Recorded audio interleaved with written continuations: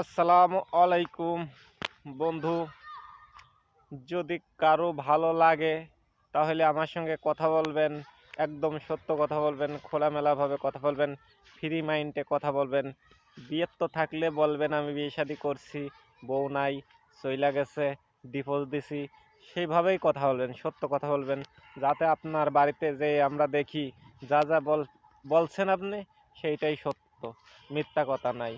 তাইলে সেইভাবেই আমরা আপনাকে সেরকম ধরনের মেয়েই দিব। আমাদের হাতে মেয়ের অভাব নাই। আমরা মিডিয়ার সঙ্গে প্রতিদিন কথা বলি।